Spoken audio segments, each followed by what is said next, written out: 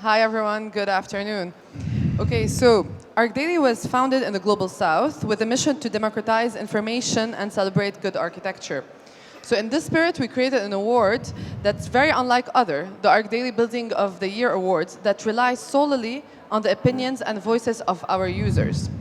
For the first time ever, we are hosting the Building of the Year sessions here in Athens. This event features 11 Greek architectural offices nominated for the award in the past year or so. So we're going to divide this into two segments with 5 offices that are going to start at first, each one presenting their project in 8 minutes.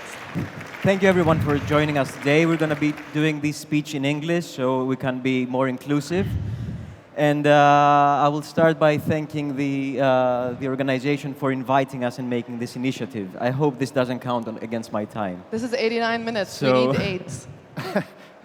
Let me present first myself. I'm Konstantinos Karampatakis. I'm one of the 2 partners of K Studio. And over the last 2 decades, we have been experimenting, testing, trying to create a design which is rooted to location. And this is a very good testament for us to present to you today. It's called Lignon, which is... and how do we play the video now? Next, green. Haha. So Lignon is the house of Metaxa, or the home of Metaxa, which is a Greek spirit formed in Samos, in these beautiful terrace plateaus of Samos, where the owner, Spiros Metaxas, was cultivating its grapes in order to make this brandy, this Greek brandy. And he wanted to find the idyllic place, a place which is casted in sand, so it's south-facing plateaus, and all these steep terraces allow for the water to drain naturally through the plateaus and not on the grapes. Now, when we were invited to do the house of Metaxa, it was a very interesting task for us because we got to get to know a lot more about the brand. A very interesting thing about the brand is that they're very secretive about the recipe.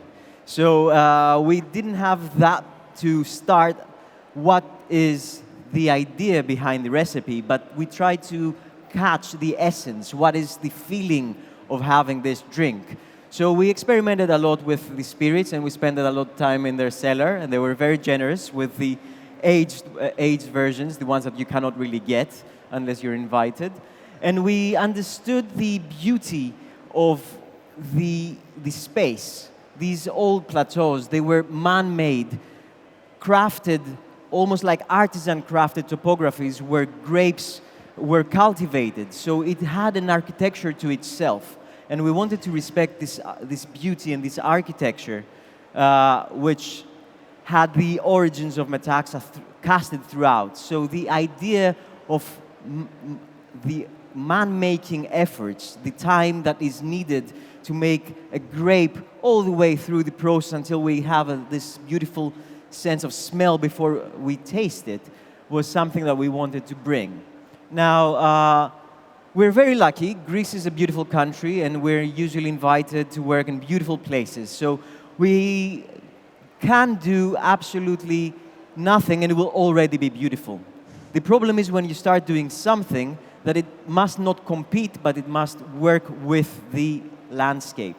And this was what we wanted to do. So the whole architecture, the materiality, and the design language was based on these beautiful terraces which were found there. And the roughness of the stone was something that it was imperative to the project. So at the end, we wanted to create a design which was seamlessly blending with the topography. We didn't want to create a museum, but we wanted to create a museum. Now, small difference in letters there, but by taking some things out, like the M from the museum, we wanted to take out all the exhibits. We didn't want to have an artifact museum that would have to be read through, but we wanted to have a journey through these plateaus where people would emerge, sense, feel, and have the juxtapositions of being happy, being positive, and having the idea of entering the landscape.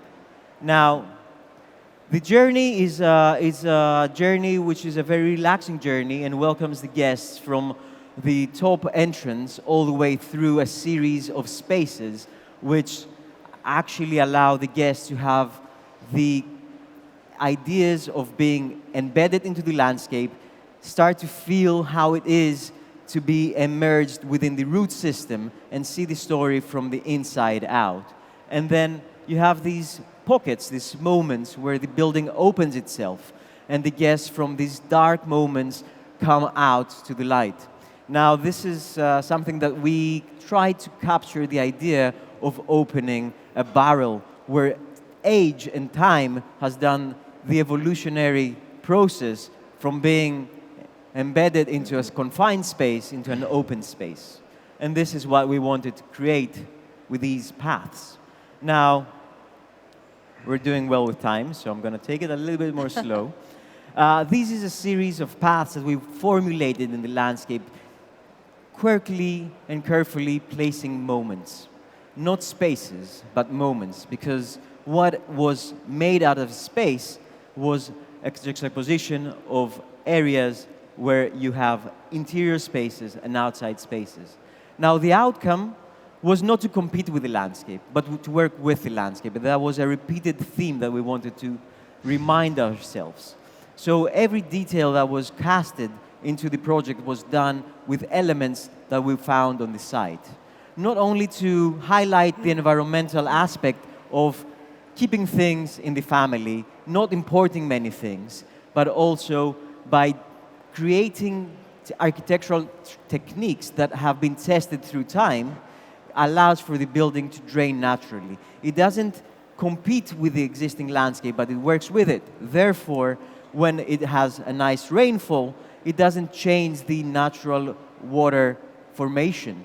So it doesn't destroy the landscape, but it works with it to create a unique space.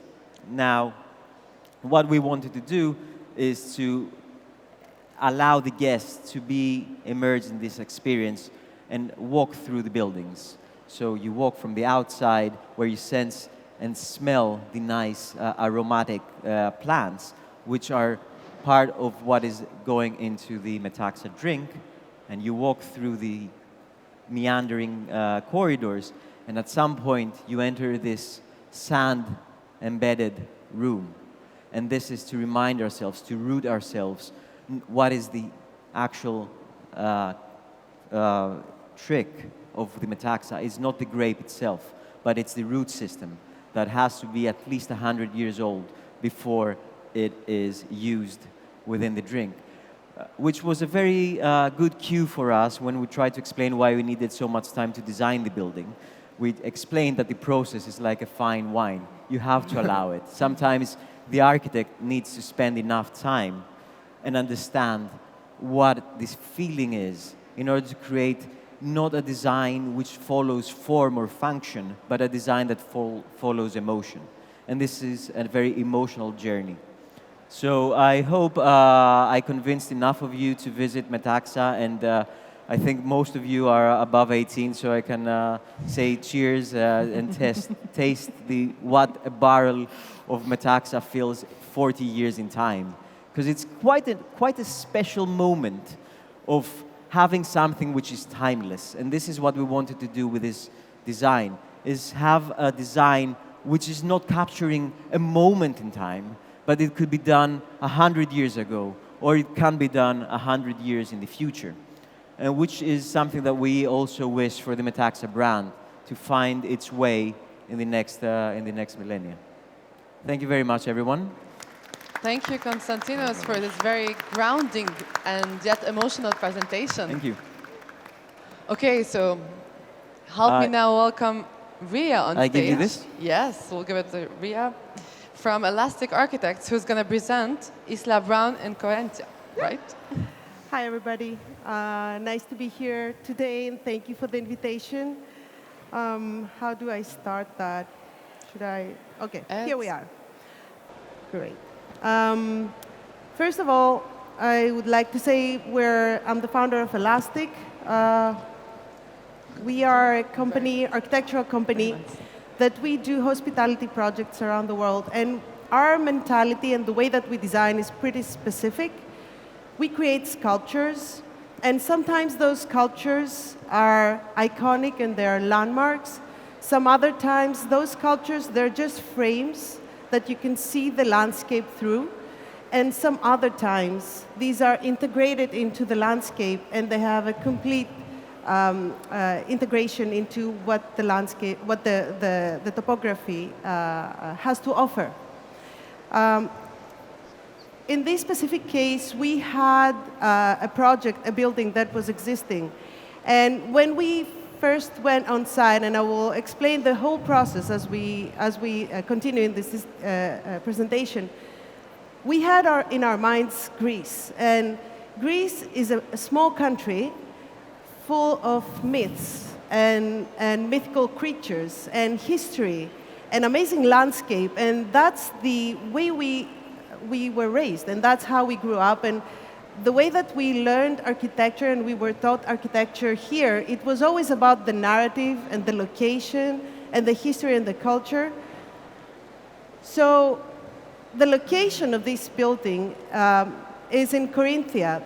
Corinthia is very close to Athens. It's like 30 minutes away from Athens. But it's quite spectacular because there is, close to there, it's actually a building, an existing building on the Corinthian Gulf. And according to the historical findings, the Corinthian Gulf was created out of a volcanic eruption that happened 27 million years ago. And that's how it happened. But according to the myths, this giant, this titan, Typhon, it was his home. And that volcano is craterless, so it doesn't have a crater. It's quite spectacular if you think about it and you put it in your mind how this building was allocated in this mythical place. And when we went on site and we saw an existing building, which was the previous hotel Heineken, it was built around the mid-70s, quite a rectangular building and modernist, very strict and strange seeing it in the center of this gulf, sitting proud, but at the same time quite dynamic. And we felt that the combination between the volcanic, the forms, these organic forms of the lava, the whole ambience and myth, and the whole experience that you could get there on the beach was not represented properly by the form of the existing building. And having the concept of the sleeping giant, we wanted to create a metamorphosis. We wanted to change the existing building into something more fluid, more organic, more, let's say, female in a way. We felt that the lava that was going down back those millions of years ago was creating our building inside out. And working closely with the operator, Brown Hotels, and Leona Vigat, and our team, we made bold decisions. Those decisions had to do with, let's cut the balconies, let's make curves. We kept actually the structure with the columns and the slabs, but apart from that, everything else changed. We wanted to create this encaved, mystical feeling, how it feels when you are back in this mythical era. So everything happened with curves. And the contractor was working really hard, and he was trying to find workers to produce these curves and everything that we were envisioning. And eventually he got workers that were doing boats, because these were the only people that could actually create those curves. And being as part of the construction site and walking through the construction site, I've seen workers taking selfies and pictures and feeling proud working on that. So in the process of that, and as this ended up becoming a beautiful, very organic building, Corinthia, Asla brand Corinthia, it feels like pebbles. One is touching the other. It has angles and corners looking from east to west, capturing the sun from one side to the other and creating shades. It became a landmark, bringing back all the beauty and the feel that the people that were living in the area had when the Hanekian Hotel was up and thriving, and then it was deserted. Again, it became a landmark for the area.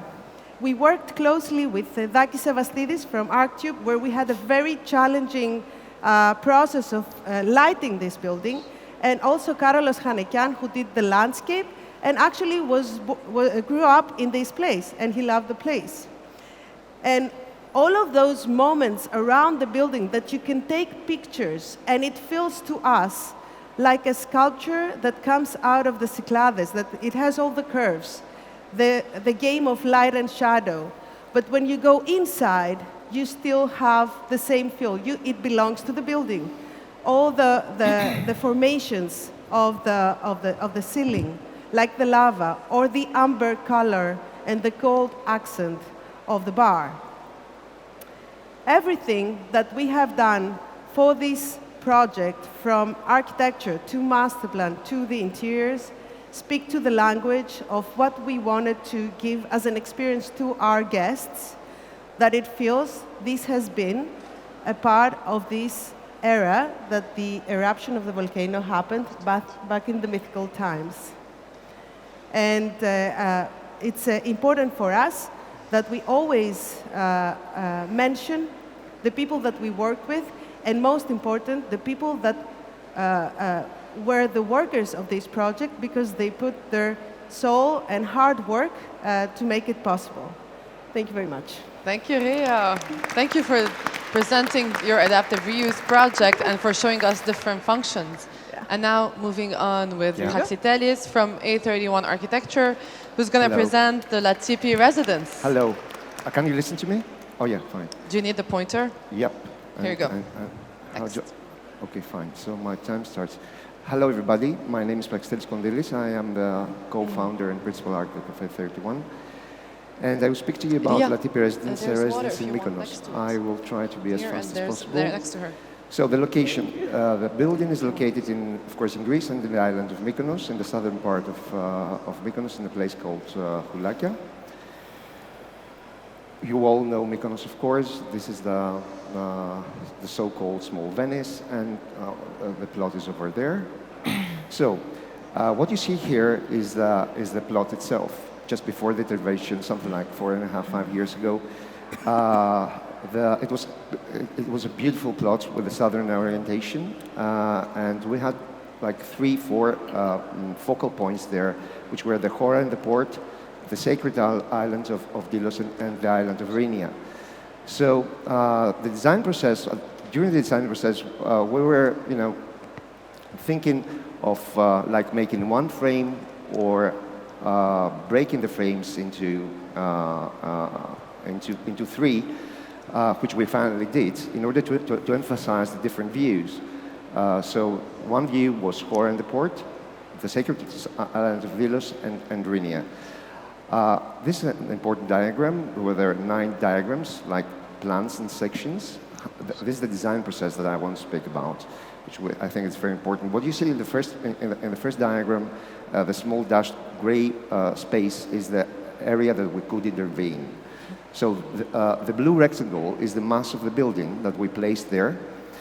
Then we make a transversal section of the mass of the building into 2 parts.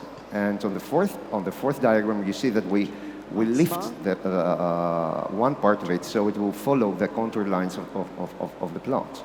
We'll then split the 2 masses into 5. The 3 first are where the main bedroom of the owner is, the dining room, the living room, the kitchen, and while the two other on the top level are the guest rooms. So we then change the direction. They're horizontal, as you see first. We then change the direction, and every and each one of them are going to face the 3 focal points I spoke about, which is the port, Hora, Delos, the dining room, and Rhynia, the bedroom. What you see here on the seventh diagram is the axis. So we have two access points, one from the lower part, one from the upper part. And then what is very important, what we introduce here is the atrium. Atrium has always been a key part of an architectural space from ancient Greece until today. And this is the focal point where we also place an olive tree as an element of memory, and well rooted in the Mediterranean area, Mediterranean space, lands where we intervene. So those are the drawings. You see the side plan of the building, where you see on the right side the two. Here they are. The two guest rooms. This is a section as well. I forgot to tell you that we also designed an an amphitheater for 60 people. You can see it here, and there is also a section here of it. This is the level 0, where you see the spaces that I spoke to you about: the living room, the dining room, the owner's bedroom, the kitchen, and of course in the middle the atrium with the olive tree. This is an axonometric section through the atrium, where you see, oh, by the way, there's a promenade, like a staircase, which of course, connects, the main building with the two guest rooms. So here you see that the building is completely integrated into the landscape. It cannot be seen from the road. This is the top view of the building. This is the entrance gate, like going down. So we enter down. So we wanted to have this transition. We go down and then we go out. So this is the main entrance where you go down, and of course there's a ramp for the car. Those are the 3 volumes seen from the front view. This is the upper entrance for the cars. And of course, this is I haven't mentioned, but also the parking lot, the parking area is also covered by a green roof. So those are different views. I'm going to go fast because this is the atrium, the interior, the atrium, and the kitchen. And this is the night view. And I would like to show you a video right now, please.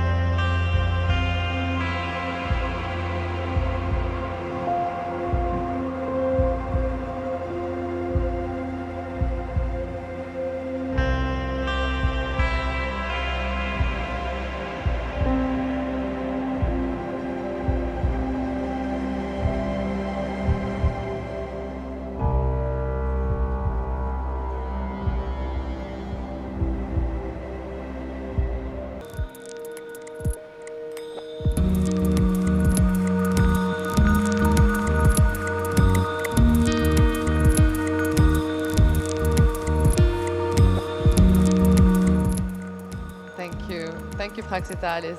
Thank you for this wonderful presentation. Yeah. Also, I think integration, landscape, and contextuality are very big titles here in Greece.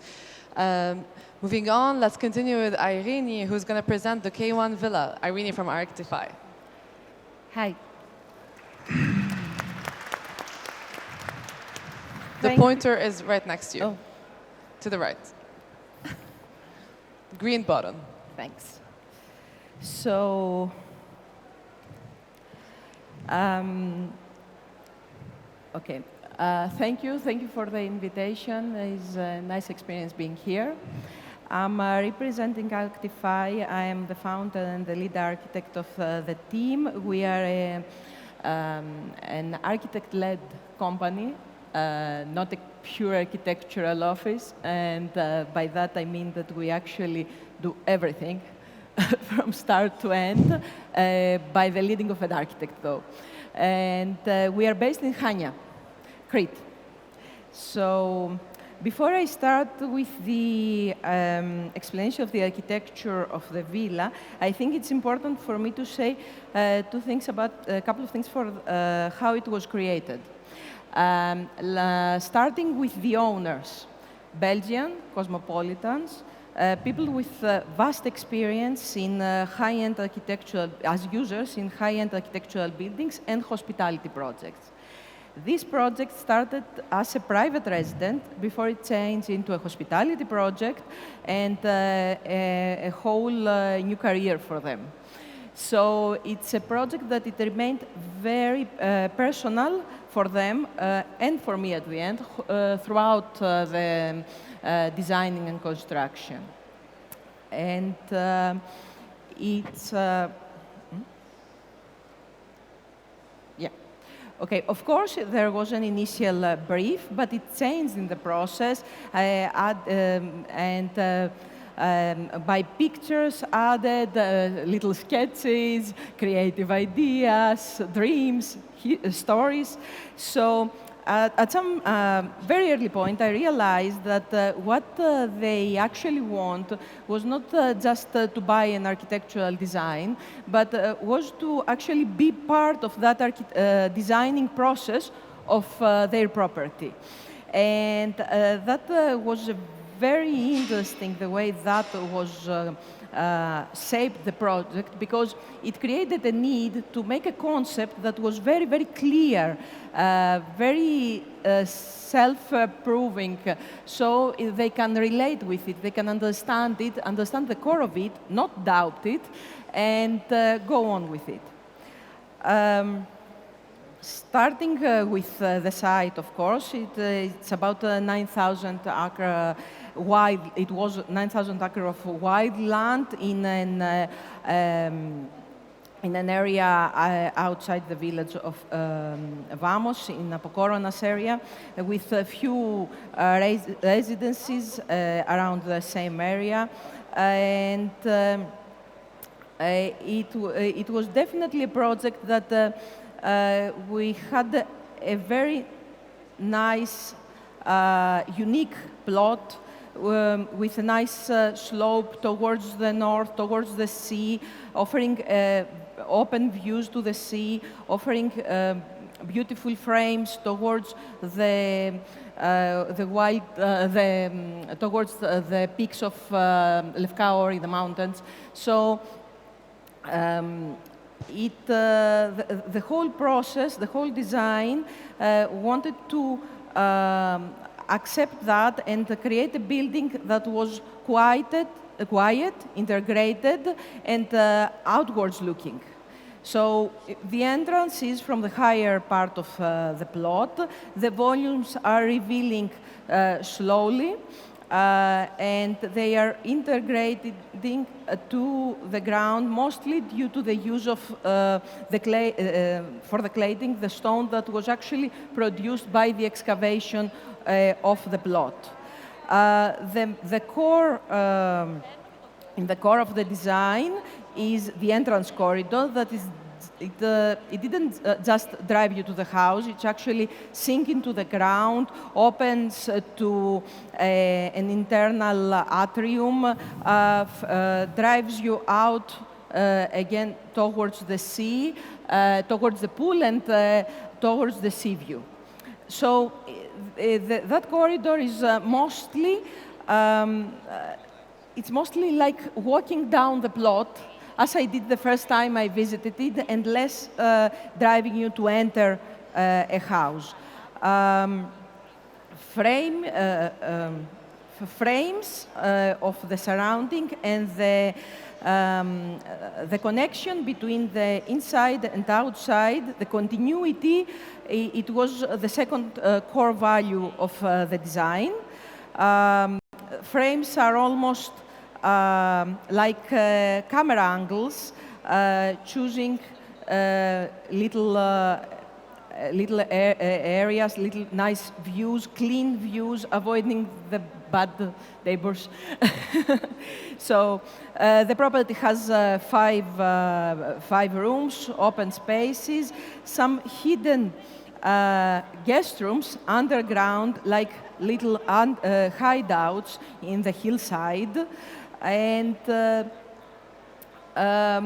that connection to the surrounding was actually amplified by the detail and the materiality that was chosen for the project. So raw materials, exposed concrete, wood, reclaimed wood was used to bring the inside outside and create a feeling that you are living in the plot, in that natural wild space, more than in a property. Details were very, very important on this project, very improvisational. Everything, every detail was actually bent to the same rule, that of the architectural choices. Even details that are related with very practical issues like the mechanicals of the house were following the same rule of the architectural values. So that was actually the first project, and that's again due to the special kind of clients. They couldn't find what they wanted for a constructor, so they asked us to construct it. And that was, yeah, okay, it's always, we say it's important for the architect to be involved in the construction process, but that was something more. The construction creation was incremental.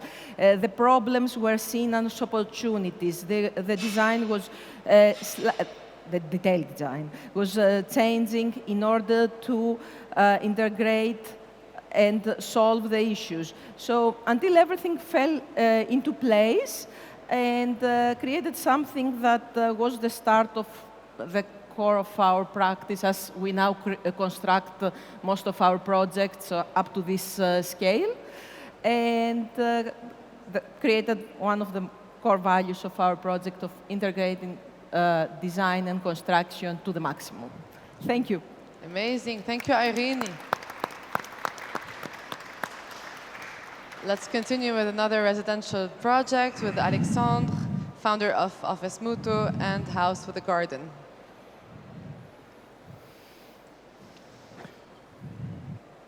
Hello, I'm Alexander. I'll present to you a project named House with a Garden. The project is placed on a very flat plateau, which was very exposed to the wind and overlooking the whole bay of Vathi, an island in the Cycladic island, Sifnos.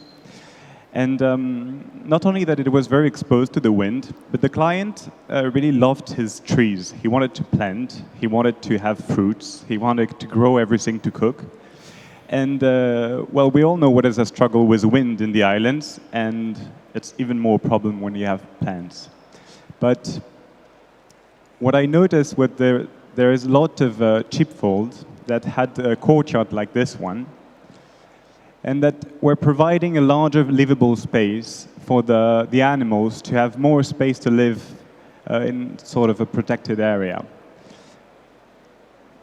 And I thought it was quite a beautiful, protecting feeling that it was giving. Very simple. And so in the project, the first gesture was to create a courtyard that would protect all the trees and allow them to live, which is also something like, to me, an essential gesture of architecture, somehow reminding the idea of framing a piece of nature, which is a comforted and protected area when it's surrounded by sometimes wild nature, in this case with strong wind and the dry landscape. The second gesture is all those volumes that are thin volumes that get attached and juxtaposed to the courtyard. And then there's all of those, let's say, openings from the courtyard to the outside and through the building. That's why there's a lot of alignment in the windows, so that you always frame the landscape. Somehow it was creating a form of oasis in the landscape. You can see how thin is the building in regards to the courtyard that allows a direct relation to nature without distancing by having like big terraces in front of your window that creates distance to the landscape. Here you see how it's overlooking the landscape. And that's the entry, where it's kind of filtered by lots of trees that were originally here. And I found it quite poetic to get it through here. And when you arrive in the courtyard, even though those pictures were taken only 6 months after it was built, you already see that nature is starting to thrive. On the right is the main building, and in front you're, let's say, framing the view to Kimolos and Milos and Poliro. And on the right, the openings are actually crossing the living room to create openings directly toward the view. Here I'd like to talk about the construction itself. The intention was to somehow find a language which matched a truth of construction. And so we found this language of layers of stone, horizontal layers, that reminded the essence of the stone building, which is a gravity stacking of the stones. And it also enhanced the horizontality of the project itself and the courtyard. In the same intention, the concrete slab is exposed because of this idea of being true to the seismic construction that we're doing today. Same time, you have those lintel above doors that, instead of being hidden, we're trying to find a simple language that really expresses the essence of what it means to build. You can also see the small, how do you call it, gargoyle, I think, which is bringing water from the roof to the water tank, but in a visible manner rather than to hide it. Here you see the horizontality of the building, which, what is funny, I think, is that the courtyard is a very strong gesture, a square thing, quite powerful, that allows you to make any composition around, and it's quite flexible. If you add a building, if you remove one, it still works. But at the same time, then from the exterior, it's rather banal. It doesn't look like a perfect square as a courtyard does, which doesn't bring much attention. You can see it in the landscape. Here, still talking about construction, you can see sticking out of the wall small stones, which were here waiting for another wall in another building that was supposed to be built here. But through the process, we decided not to build it. And so you have still the windows, the door, sorry, of the entrance, and the stone attachment. And we liked the idea of keeping it. Why? Because we liked the idea that a building is going to evolve through time, and there's going to be addition, there's going to be removal, there's going to be degradation, and it will carry memory. And in this situation, what I liked is to have a building which is brand new, but it's already registering the memory of the design process and the construction and the way the builders stacked the stones. It's trying to express what it is and carry sensitivity and positive and poetic things comes up from that. Meaning that now it's a door that opens to nothing. I like it. This is a garage with circular openings which are just completely open. That's another gutter that also tries to express the flow of the water in a place which is not very full of water. That's the living room that reminds me somehow of the ship hold, very simple, and with a crossing window that allows to have the view directly from the courtyard to the exterior. You can see in this window, for example, there's no terrace in front of it. So when you're in the thin living room, you're always connected to the landscape, projected to it. From the design emerged very diverse views. Here you have the mountain appearing, outside, then it opens up to the mountains. Then when you look toward the courtyard, it creates a lot of complex things. And for example, when it rains, there's water coming through the circle. You can view all the diversity of things that comes from this very simple relation of just a square courtyard and then juxtaposed building to it.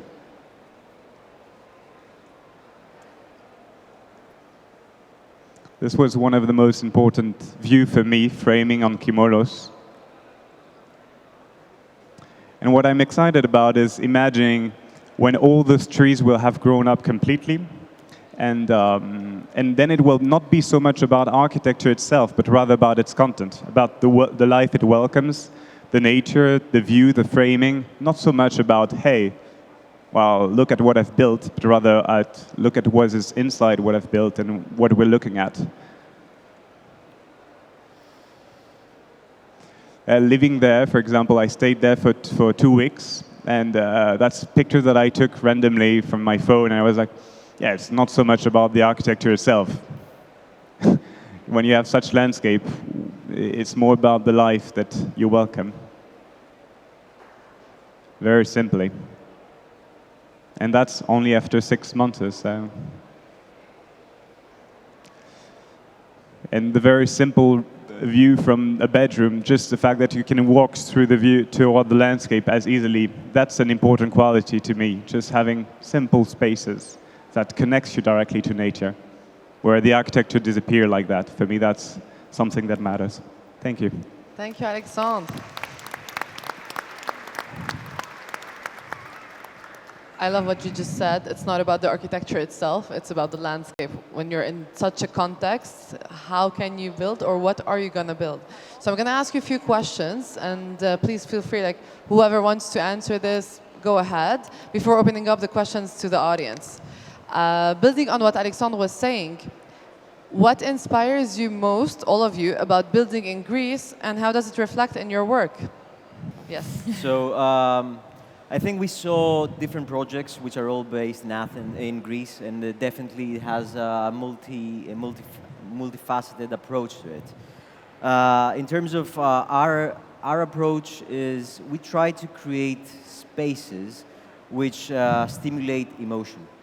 I mean, there's a very famous motto, form follows function, which comes from, from a different part of the world. In our studio, we say form follows emotion. And definitely, Greece is a country full of emotions. You can see it in its culture, in its heritage, in its stories, in its landscape. It's not so tamed. It's about the rawness and the roughness. And I think the beauty can be found pretty much everywhere. And there was recently something that we said in the office, trying to identify what is beauty. And we kind of came to that simplistic conclusion that beauty has a set of values. And one of these values in Greece, I think that we're very honest and we're very pure. And sometimes the simplicity comes in the materiality, in the geometry, in the form finding. But at the end, it's the buildings are a background, allows the guests to tell the story. Which follows also what Alexandre was saying. Yeah, actually, I think that there's a topic which is interesting in regards to the project that we showed and the global situation of Greece in terms of the relation to the nature and Greece specifically. There's been and don't take it as a critic to both projects, because I've also built underground buildings. I've done 2 designs like that, especially when it's a museum. It's not a problem to attract, let's say, the view. But the laws in Greece made it more easy, or even preferable, to build underground buildings, right, in the islands. So we can build twice more. Well, first, when I designed my 2 first underground buildings, I was excited about, we don't see it much, it's underground, it's behind a wall. But at the end of the day, what I was kind of surprised with is, yes, it's hidden, but it's not banal at all. It's like, it doesn't match any houses on the island. And depending of the program, you're making a museum. Well, it's good to have attention. It's okay. But when you're making a house, I was at the end a bit frustrated. I was like, okay, I made it everything in order not to be seen. It's the least visible, but when you see it, damn, you see it. You know that this is the house of someone rich who is able to build this. So I was kind of curious about your opinions all on the idea of Viposkafo. Is it a good thing, not good thing? What do you guys think? Technically, what is integration within the landscape? Hmm? Technically, what is integration within the landscape, within the scenery? How do we want our architecture to stand out within all of this context? I think Ire has something to say about that, because you talked a lot about framing the views also in your presentation. Yes. Okay. Underground is a big, big issue, because like most of the things in Greece, started with a good idea, ended with a bad realization. Everywhere in the world, yes. Okay. The thing is, it's exactly what it started to encourage integrating the buildings and maintaining the surrounding, maintaining the landscape, and that was the idea of it. But it was considered mostly for the islands. Because in the islands, indeed, when you have big slopes and there is a massive need for plots, for buildings, for touristic houses mostly, and touristic developments, the effect of placing a building on the side of a hill, it's much bigger than actually placing the building in a flat plot or inside a village or a built area. So that was the idea behind it, and that was where indeed it would be good, because the area itself, the environment itself at that area is a view for somebody else. However, to encourage that, and because the cost of the construction is higher, they gave the double square meters, which actually was very, very interesting for the investors. And suddenly, it was it was used clearly, and it was used regardless the surrounding, regardless of the views, and it was used clearly to increase the square meters. We ended up with underground buildings in very flat plots, which is kind of funny. And at the end, yes, in these plots makes no sense, because the effect that it causes to the environment, the hole that this plot has comparing to the other plots all around, it's much more effective to the view than it would be if it was a well integrated to the built environment building. Because, yeah, okay, it respects the natural environment wherever it is untouched, but it doesn't take into account the built environment. And that's a big issue. I think so.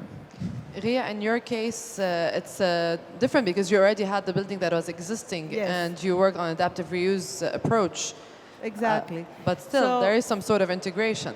For us, of course, when you have a landscape, right, or when you have a beautiful location and you do architecture, of course, it's about the landscape. But Greece is a place with two speeds. We do have buildings that need restoration or renovation or amendment, and we do have beautiful landscapes. And you have to adapt, and you have to work according to what you have. The way that we approach and the inspiration we get, not only for the Greek projects, but for the projects that we do globally, comes most of the times from the Greek mythology. We are very much driven by all those stories that we have heard and been taught. And when we do something in another country, we search around the culture and the history of the country, and we attach to that. But whenever we do something in Greece, we look around and we search for the mythology and all not only the topography, but also the history and the narrative behind it. Praxi. Hello. It's my turn now? It's your turn now. So, what is the question? Like, Okay. what are the inspirations? Yeah, we're talking about like what inspires you, obviously mostly about building in Greece, and I think the question also drifted towards integration, landscape, and I think your project also fits into that. Yep, it's true. So what inspires? Well, building in Greece, first of all, is difficult. It's very difficult. First of all, because of the regulations, which are difficult, but also because it's a very ancient country with amazing culture and tradition. So, according to my point of view, building in Greece we have to be very careful. We cannot be doing whatever we want. First of all, we don't have to be pretentious. We don't have to have any ostentation. We don't have to have any self-ambition to show off. So to start with. So all this narrative about concepts and stuff and nice stories, I mean, doesn't affect us. What we want to do is we want to integrate completely into the environment. We want to feel part of the environment, but without, and this is very important, without being mimic, not trying to swallow without changing construction methods of the past. I mean, a building has to integrate, absolutely, has to respect tradition, has to be part of the land, but without, like, using, well, you can use some, but without copying construction methods of the past. The building has to show that it is contemporary. It has to have a signature now. It has to be respectful. It has to use archetypical methods of construction, which are also in Greece and everywhere in the world, but it has to have a contemporary signature. It has to be a building of the past, having a dialogue with the past, foreseeing the future, and being a building of today. So it reflects its era. Yep. So this is the most difficult thing. A building has to be also a signature and a statement for the future as well. So yeah, this is a very difficult endeavor. This is a very difficult task. But I think it's worth trying, and this is what architecture is about. Architecture is not about copying yesterday's methods. It's not about showing off. It's not about just responding to today's needs. It has to respond. It has to be always a futuristic building. Futuristic, not in sense of form, but in sense of seeing, seeing the needs of the future. So this is my modest point of view. Thank you so much. And speaking of that, how do you, for example, incorporate, let's say, local materials or traditional techniques into your projects? Look, well, we are as a group, like, we go back to the roots of architecture. I will state again the Vitruvian triad or the Vitruvian attributes. Okay? Firmitas, utilitas, venustas, which means firmness of a building, utility, and beauty, and also delight. So in other words, and now in like more simple English, I would say that construction integrity is always a thing. So I firmly believe, Konstantinos, I'm sorry, but of course form follows function, and form follows structure. So structure would always be seen. No lies are allowed in architecture. Architecture, there was a very important Greek architect named Konstantinos who said, like, architecture is a very important, a very serious thing to do whatever we like. So, so I very much believe in structural integrity, in functionality, and those two terms are attractiveness. We're not artists to do sculptures. We're not pretend to be sculptures, although my name is comes from Greek sculpture. So what we can do as architects, we can respect nature, we can respect culture, we can do firm and structurally integrated structures, and very functional ones that will stand now and will stand in the future as well. And we respond to the needs of today We will try to to see the needs of tomorrow, and we'll be in a very close dialogue with the past. And we have a lot of past in this country. Hopefully we have future.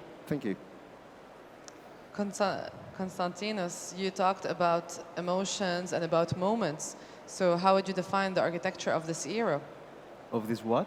This era, the times that we are in.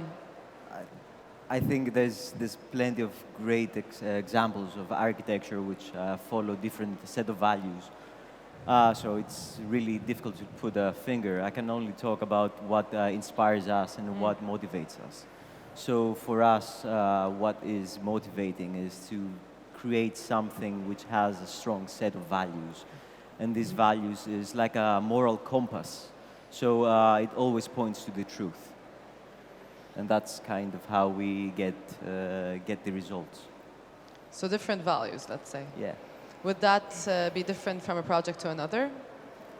Of course, every project is unique, and it's an opportunity to redefine things and reset the clock and reimagine how living in that situation is. I mean, every plot is different, every owner is different. Every function is different. And culture is different, but also it's a different moment and different space, so it has to be unique.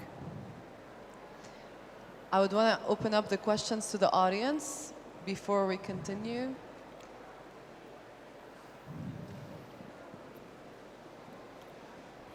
Αν δεν σας πειράζει να μιλήσω ελληνικά. Can you put the mic up so we can hear you? Ναι. Η ερώτησή μου είναι προς την κυρία Βογιατζή. Ήθελα να σας ρωτήσω πώς αντιμετωπίσατε τη σκίαση, το πρόβλημα της σκίασης στο ξενοδοχείο με την καμπυλότητα που είχε η οροφή.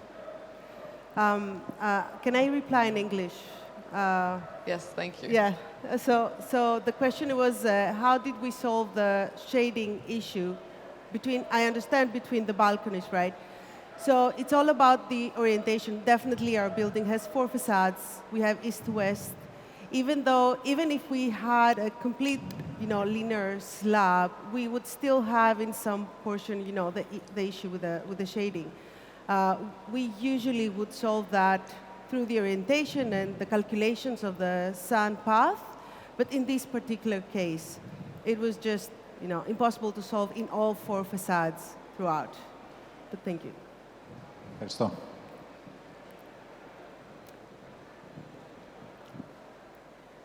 Yeah, in that sense, how did you manage, how did you look at sustainability in general in your adaptive reuse project?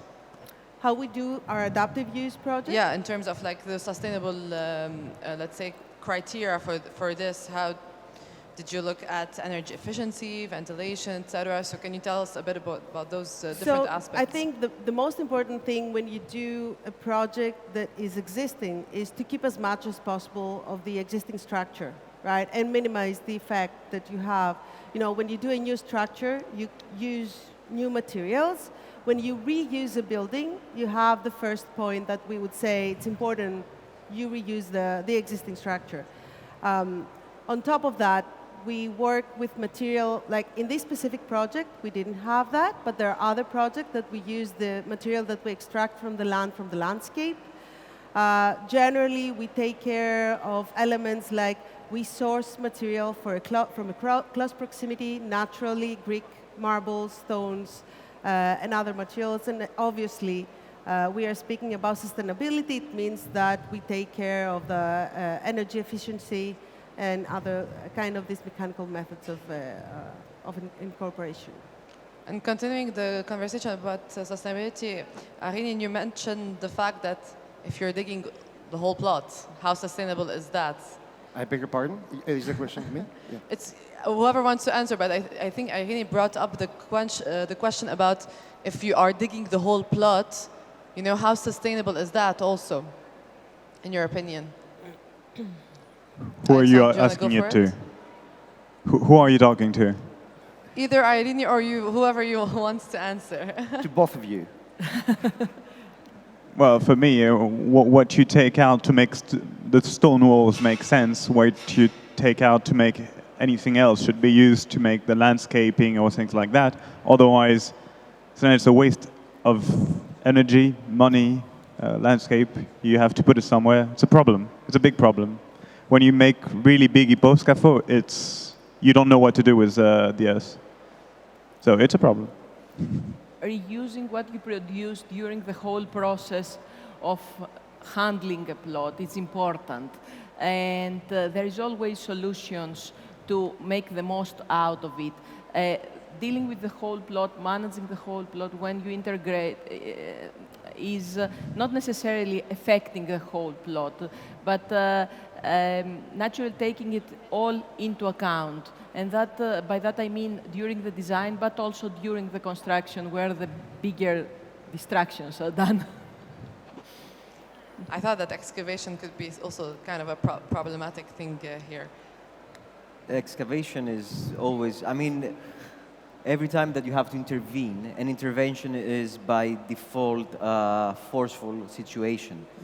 So when it's done respectfully to what you can keep, what you can preserve, what you can reuse, it's beneficial. But definitely, excavating a landscape is by its nature a forceful situation. Whether it's foundations, putting the whole building, or putting a car park in a city, it's never going to change. I mean, by nature, architecture is an intervention, and any intervention, you need to break some eggs to make an omelette.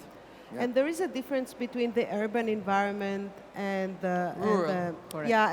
and not the urban. So in the urban environment, it is in fact in Athens specifically, there are a lot of existing buildings that are reused, and I think that's a huge factor of sustainability within the city. Whereas on the countryside, there are less structures, so there are more of excavation and more intervention into the nature. But honestly, as an architect, I think you have to accept each time you build, especially in the landscape, it's painful. Yeah, it's true. It's just painful. So you have to make it worth it. But you kept the trees. I mean, half the truth is you have to make the building fit the landscape, and the other half is you have to make the landscape fit the building. It's a both-way system. That's a very honest statement. Yeah. I agree completely, yeah. Well, it's vice versa. if no one has any other question, I think, okay, we have a question here.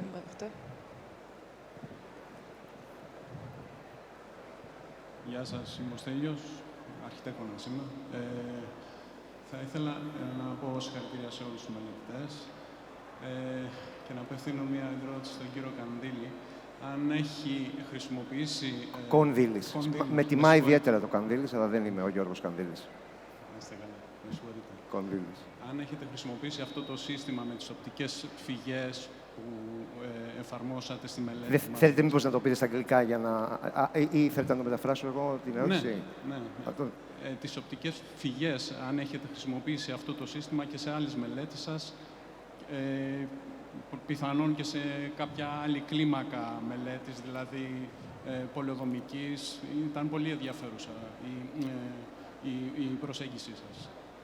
Okay, fine. Now, if I will translate his question. Thank you. So the question was if we have used as an office this system of different frames and framing the land. Look, I think that most of us here, at least three of us, have used this system. I think this is a very common practice among architects. So now we were very lucky having these plots that had these very beautiful, views, and it was the land that has driven us. It was the view has driven us to decide to do so. We don't work with a pattern. We dislike mannerism, like we're always doing this. So we are doing what the land dictates, okay? And I think most of us here, and Konstantinos said this as well before, so it's the land that dictates us. It's the land that calls us to do so, to act so.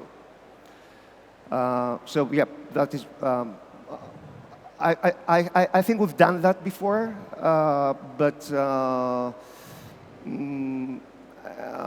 and we're all going to do that, because for us it's very important that the interior and the exterior merge. You know, there is no. We want to break boundaries. You know, architects are they're very very bizarre species. They make boundaries, but on the same time they want to break the boundaries. So we build, but then we want to break what we built, in a way, metaphorically speaking, okay? So yeah, we're trying to do so in our work. Thank you for the question. Thank you. So I guess we can wrap this up. Thank you, everyone, for your presentations, for being with us today, and for having this conversation. Thank you. Thank you. Thank you. Thank you. Thank you for having us. And just a reminder that all of their projects were nominated last year for Building of the Year awards. So congrats on that. Thank you. Thank you so much.